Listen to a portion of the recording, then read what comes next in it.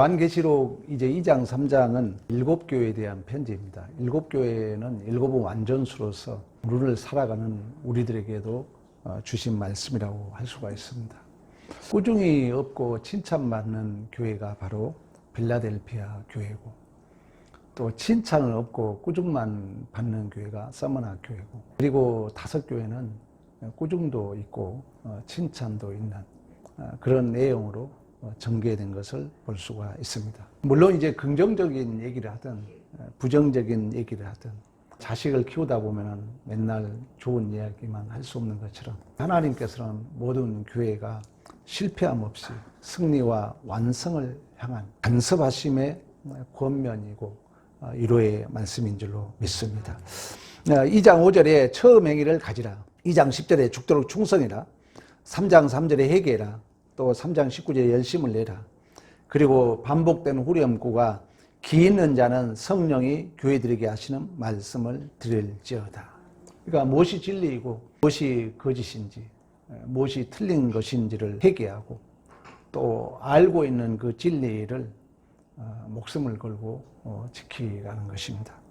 또한 우리가 사는 현세에서 이러한 권면과 위로가 필요한 핍박과 도전과 환난과 유혹이 있다는 것도 인지합니다. 우리가 살아보면은 화해할 수 없는 영적 전쟁이라고 말씀했던 것처럼. 그러나 결국 환난과 핍박과 도전과 유혹이라는 것은 정상적인 삶의 현장이라는 거죠. 그러므로 말미암아 우리는 그것을 핑계하지 말고 원망하지 말고 현실을 거부하지 말라는 것이 요한계시록의 중심 주제입니다. 우리의 삶의 현장은 여전히 만만치 않습니다. 그러나 명예롭고 복된 기회라고 그러잖아요. 감당했을 때만이 그 열매가 내 안에 채워지는 것입니다. 그래서 우리 믿는 자들은 어떤 환난이 있어도 어떤 어려움이 있어도 피해 가는 게 아닙니다. 또 혹이라도 어떤 원망거리를 만들어서 다른 사람에게 책임을 떠넘긴 게 아닙니다. 아무리 힘들어도 묵묵히 감당해 갔을 때 하나님은 그 안에 그 신뢰한 것들을 우리 안에 채워 가신 줄로 믿습니다. 2절 3절에 내 행위와 수고와 내 인내를 알고 있다. 악한 자들을 용납하지 아니한 것과 사칭 사도라 하되 아닌 자들을 시험하고 그의 거짓된 것을 내가 드러내는 것과 또 내가 참고 내 이름을 위하여 견고히 견디고 게으르지 아니한 것을 안다. 하나님이 안다는 거죠. 이걸 원어적으로 해석해 보면은 그 사진 찍듯이, 그러니까 하나님은 우리 이렇게 사진 찍듯이 모든 것을 알고 있다는 거죠. 하나님은 우리의 머리털까지 세신 바 된다고 그러잖아요. 그러니까 우리가 하나님이 나를 안다 했을 때 우리는 정당한 믿음의 반응이 있죠. 우리의 심령을 감찰한다 그러잖아요. 그래서 하나님은 우리의 모든 것을 안다. 사실 에베소 교회는 AD 52년 바울이 두 번째 선교 여행을 하는 중에 고린도 교회에서 브루스길라와 아굴라를 만나서 그들과 예루살렘으로 이렇게 가는 도중에 잠깐 에베소를 들리게 됩니다. 브루스길라 아굴라는 사도 바울의 사역을 위해서 모든 서신서마다 브루스길라와 아굴라를 문안해라 이렇게 자랑했던 동역자가 바로 브루스길라와 아굴라입니다. 그때 에베소에서 복음이 전해지는 계기가 되는데 그 브루스길라 아굴라가 그 에베소에 머물러요. 그리고 성경에 능통한 아볼로와 함께 복음을 증거함으로 에베소 교회가 세워지게 됩니다. 그리고 사도 바울은 3차 전도 여행 때 에베소에 머무르면서 브란노 서원이 바로 에베소에 있었어요. 성경 공부를 얼마나 열심히 가르쳤던지 멈추지 않고 매일같이 4시간씩, 그것도 하루에 2번, 그러니까 8시간씩 성경을 강론했다고 그래요. 그러니까 유두고라는 그 청년이 얼마나 힘들었던지 창틀에서 졸다가 떨어져서 죽었다 살아나는. 그러니까 에베소 교회는 엄청난 그 성경을 읽고 듣고 또 배우는 일에 열심히 있었던 것을 볼 수가 있습니다. 또 에베소 교회는, 에베소라는 도시는 한간에 어떤 학자는 웃으면서 그런 얘기를 해요. 걔들도 뭐 지폐를 물고 다닐 정도로 항구 도시로서 물질의 그 풍요함이 있었고, 그와 더불어서 큰 아데미 제우스 신상이 있었어요. 그리고 바울이 예루살렘을 향하여 떠날 때는 사도행전 20장에 보면은 3년이나 밤낮 쉬지 않고 눈물로 각 사람에게 훈계했던 일을 기억해라. 눈물로 절규했던 그 고별 설교. 그리고 떠날 때 다 크게 울며 바울의 목을 안고 입을 맞추었던 그 모습을 통해서 에베소 교회는 사랑도 있었고 아마 성경 공부도 열심히 했던 그런 교회였던 것으로 사도행전은 기록되고 있습니다. 또한 이 요한계시록을 기록한 사도 요한은 이 에베소 교회하고 인연이 있어요. 반모섭의 교회를 갖지 않습니까? 그래 도미티니우스 황제가 죽고 네르바 황제 때 풀려납니다. 예수의 어머니 마리아를 에베소로 이렇게 데려와서 모시게 됩니다. 그리고 일평생을 이 에베소에서 살면서 우리가 서로 사랑하자. 임종전에 이런 마지막 사랑의 설교를 하고 운명을 달리했다고 그럽니다. 특히 이 사도 요한은 사랑을 외치죠. 성경을 한 절로 말하면 요한복음 3장 16절. 요한 1서에 보면은 하나님을 본 자가 없는데 서로 사랑하면 하나님을 볼 것이라고 말씀하고 있고, 사랑하지 않는 자는 하나님을 모르는 자로 말할 정도로 사랑에 대한 얘기를 외쳤던 사도 중에 한 사람이 바로 사도 요한입니다.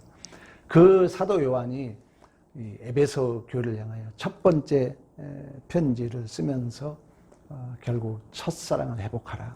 에베소 교회의 실수는 옳고 그름을 따지다가 예수 그리스도의 십자가의 첫사랑을 놓쳐버린 것입니다. 당시 교회를 혼돈시켰던 다른 교훈은 6절에 보면 그런 얘기 나오죠. 오직 내게 이것이 있으니 내가 니골라당의 행위를 미워하는도다. 나도 이것을 미워하노라. 또 니골라당의 교훈, 그리고 이세벨의 교훈, 헬라 철학. 헬라 철학 하면은 이원론주의죠. 영지주의죠. 그러므로 말미암아 극단적 쾌락주의, 극단적 금욕주의, 자연주의. 자연주의에서 탈피하고자 하는 게 쾌락주의죠. 허무주의죠. 그 허무주의에서 이제 좀 더 탈피하고자 하는 게 좀 내가 고급한 인생을 살아봐야지 하다 보니까 내가 중심이 되는 실존주의죠. 그러니까 하나님을 알지 못하면 이 세 가지 사조에 우리의 마음에 상처만 쌓여가는 것이 일반적으로 살아가는 철학의 사조임을 우리가 볼 수 있는 것처럼 당시의 1세기 당시에도 그랬다는 것입니다. 발람의 교훈은 민수기에 보면 발람이 발락의 이스라엘 백성들의 음행을 하도록 그 술책을 하잖아요. 그러니까 이러한 사상들은 신앙생활을 세상과 사람 앞에 인정받고 성공하기 위하여 거짓과 타협하고 음행하는 혼합주의, 그리고 자기 자신을 속이며 또 약삭빠른 이중적인 생활, 또 우상 숭배적 신앙생활, 이 모든 것을 총칭해서 이세벨의 교훈 또는 니골라당의 교훈 또는 발람의 교훈, 이렇게 오늘 성경은 지칭하고 있습니다. 이러한 배경 속에서 에베소 교회가 이제 첫사랑을 잃어버렸다고 우리 주님이 책망을 합니다. 2절 3절 우리가 봤던 것처럼 내가 내 행위 수고 모든 것을 알고 있다. 그러나 책망할 것이 있나니 너는 처음 사랑을 버렸다는 것입니다. 그러니까 에베소 교회는 거짓 교사와 잘못된 교훈들과 교리적인 진리와 순수함을 밝혀내기 위하여 싸우다가 더 중요한 모든 진리와 믿음의 근거고 내용인 예수 그리스도의 사랑을 잃어버렸다는 거예요. 교회의 가장 보편적인 문제죠. 이 에베소 교회에 대한 책망은 당시의 에베소 교회만을 말하는 것이 아니라 인류 모든 보편적 교회를 말씀하고 있기 때문에 우리가 진리를 지킨다는 것은 잘못하면은 잘못된 것을 처벌하고 또 몰아내고 잘못하면 옳았다 틀렸다가 전부가 될 수 있다는 거예요. 왜 성경이 지금 그걸 얘기하고 있는 거예요. 그러나 진리를 지킨다는 것은 틀린 자를 옳게 만드는 거거든요. 그러니까 여러분들이 올바르게 살아가는 건 뭐냐? 잘못된 사람을 내 편으로 만드는 게 의입니다. 근데 우리는 이 진리 때문에, 옳은 것 때문에 그 사람을 비방하고 또 내 편을 만들지 못하는 그런 오류에 빠질 수 있다는 거예요. 지금 에베소 교회를 책망하는 하나님의 말씀입니다. 우리가 틀린 자가 있다면, 잘못한 자가 있다면 그 자를 옳은 자리까지 오도록 우리 예수님이 그러셨잖아요. 소경 같은 우리들을 위하여 우리 예수님이 온갖 고난을 당하셨던 것처럼, 온갖 수치와 멸시를 당하셨던 것처럼, 이게 거룩함이고 이게 예수의 사랑이고 십자가의 용서인 줄로 믿습니다. 예수님께서 이 땅에서 두 가지 명령을 했어요. 마태복음 마지막 부분에 하늘과 땅의 권세를 내게 주노니 아버지와 아들과 성령의 이름으로 내가 분부한 것을 가르쳐 지키게 하라. 세상 끝날까지 너와 함께 하심이라. 누가복음은 예수의 이름으로 제사함받고 구원받은 일에 너희들이 증인이다. 이것이 사도행전의 연장선상에서 성령이 임하면 권능을 받고 예루살렘과 온 유대와 사마리아 땅끝까지 이르러 내 증인이 되라고 말씀했던 것처럼 예수님의 가장 큰 명령은 전도입니다. 오늘 또 우리 전도에서 전도를 한다고 그러는데, 두 번째는 사랑입니다. 사랑이라는 것이 틀려도 또 몰라도 무조건 좋다는 무질서와 혼돈과 타협은 아닙니다. 그러나 사랑이라는 것은 상대방의 부족한 것을 완성이 되기까지 내가 헌신하고, 내가 참고, 내가 인내하고, 내가 노력하여서 그를 그 옳은 자리까지 끌고 오는 열정, 진정한 사랑인 줄로 믿습니다. 손양원 목사님이 계신다는 것, 자기 아들을 죽인 원수를 양아들로 삼고 그 옳은 자리로 이끌기 위하여 얼마나 참았겠어요? 얼마나 인내했겠어요? 그리고 신학 쪽까지 보내는 그 열정, 진정한 사랑이라는 것입니다. 기독교의 가장 중요한 단어가 믿음과 사랑이라는 거죠. 근데 욥기를 설교하면서 명확하지 않다는 거예요. 사랑같이 애매한 게 없다는 것입니다. 안 돼요. 그래서 여러분, 가장 사랑한 내 아내 남편, 내 모든 것을 줘도 아깝지 않은 내 아들, 내 딸, 사랑하잖아요. 믿잖아요. 그러나 모든 것이 시원스럽지 않잖아요. 아들네들 때문에 맨날 고민하고 맨날 마음 아파하는 것처럼. 이게 진정한 사랑이라는 것입니다. 그래서 안 되기 때문에 우려야 됩니다. 내 남편을 위해서 우려야 되는 것처럼, 내 자녀를 위해서 우려야 되는 것처럼, 여러분 부족한 목회자를 위해서 우려야 됩니다.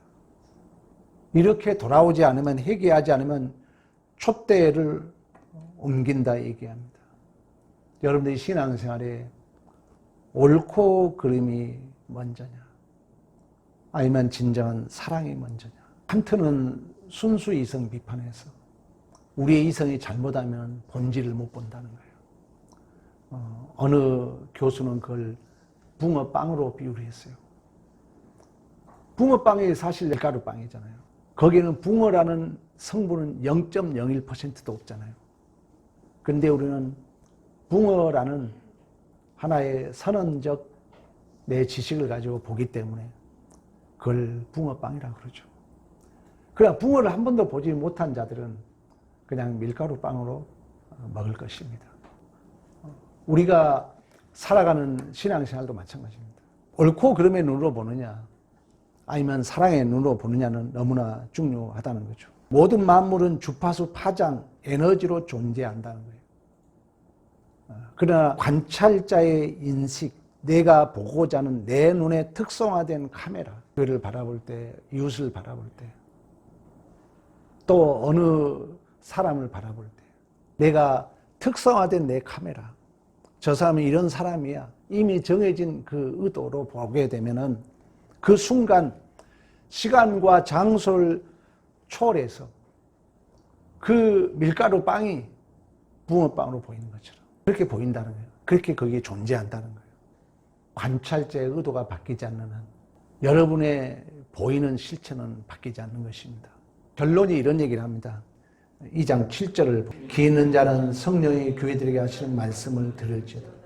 이기는 그에게는 내가 하나님의 낙원에 있는 생명나무 열매를 주어 먹게 하리라. 아멘. 생명나무를 계시록은 하나님 나라를 비유하면서 생명나무는 날마다 열매를 맺는다 그래요. 날마다. 그러니까 모든 삶의 정황 속에서 우리는 생명나무 열매를 맺는다는 거예요. 그러면서 계시록의 20장에 가면 뭐라 하냐면은 이 생명나무 잎사귀는 만국을 치료하기 위하여 있다 그래요. 치료하기 위하여. 내가 가지고 있는 진리가, 내가 가지고 있는 예수가, 내가 가지고 있는 신앙이 아픈 자를 치료하고 틀린 자를 옳게 만들고, 이게 진정한 생명나무라는 거예요. 더 중요한 건 이 생명나무 하면은 우리가 복음의 역설이잖아요. 어떤 나무가 생각납니까? 선악과 나무죠. 우리 창세기 한번 찾아볼까요? 창세기 2장 9절입니다. 여호와 하나님이 그 땅에 보시기에 아름답고 먹기 좋은 나무가 나게 하시니 동산 가운데는 생명나무와 선악을 알게 하는 나무도 있더라. 아멘. 사랑을 얘기하면서요, 내가 너희 다 안다. 너 행위 수고 인내 다 안다. 악한 자들 용납하지 아니한 거 안다. 자칭 사도라 하되 아니한 자를 시험하여 거짓된 것을 네가 드러낸 것도 안다. 너가 참는 것도 안다. 견디고 게으르지 아니한 것도 안다. 다 안다는 거예요. 그러나 책망할 것은 사랑이라는 거예요. 왜 사랑을 잃어버렸죠, 우리가? 옳은 것 때문에, 진리 때문에. 오늘 에베소에 주신 말씀이에요. 온 우주 교회를 향해서 주신 말씀이에요. 옳은 것 때문에 사랑을 잃어버린 교회를 말씀하고 있는 것입니다. 그러면서 마지막이 뭐냐면은, 야, 이기는 자, 믿음의 승리자는 생명나무의 열매를 맺게 한다. 생명나무 과실을 먹게 한다는 거예요. 근데 요한계시록에 가면은 이 생명나무 열매는 매일같이 맺는다는 거예요. 이 생명나무 열매는 아픈 자를 치료한다는 거예요. 틀린 자를 옳게 한다는 것입니다. 이 열매를 매일 맺는다는 거예요. 그러면 왜 생명나무 과실을 먹게 하리라 하면서 역설을 얘기한다면은, 그러면 이 생명나무의 역설은 방금 창세기 2장 9절에서 보았던 것처럼 선악을 알게 하는 나무, 이 두 나무가 동산 가운데 있었다는 거예요. 그래서 우리는 이 생명나무를 먹어야 되고 살아야 되는데 이 선악을 알게 하는 나무를 먹고 살았다는 거예요. 그러므로 말미암아 생명나무 열매를 먹지 못했어요. 우리는 이 밝아진 눈이 결국 그 예수의 생명을 우리는 잃어버리고 살았다는 것입니다. 근데 구원받은 이후에도 이 종말은 이미 와지게 연속선상에서 당시에 사도 요한이 교회를 바라봤을 때 이 교회가 참고 인내하고 다 좋아요. 다 잘해요. 다 잘하는데 그 잘한 것 때문에, 그 옳은 것 때문에 사랑이 없더라는 거예요. 사랑이 없으면요, 촛대를 옮기자. 얘기하라면서 이기는 자, 여기서 이긴다는 것은 계속해서 이기는 것입니다. 원어적으로 보면. 요한계시록에 매일같이 생명나무를 맺는 것처럼, 매일같이 생명나무의 열매를 맺는 것처럼 우리는 매 순간 이겨야 돼요. 매 순간.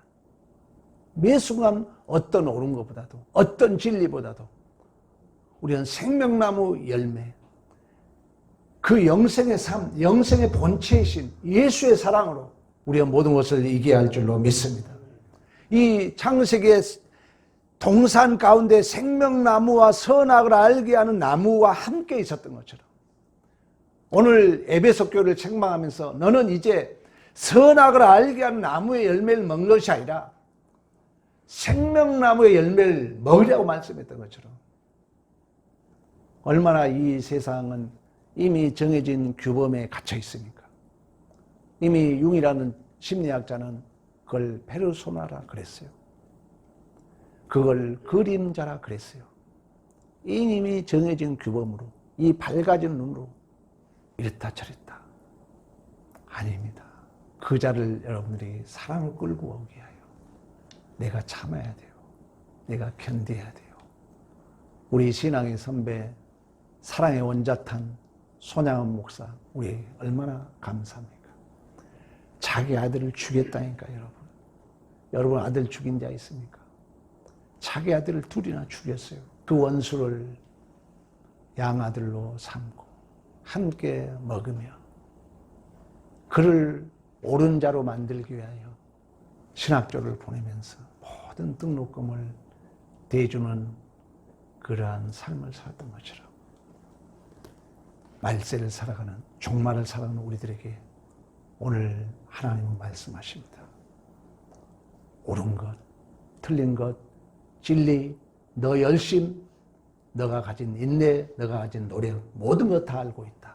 그러나 그것 때문에 잃어버린 첫사랑 회복하는 믿음의 승리가 있기를 간절히 축원합니다.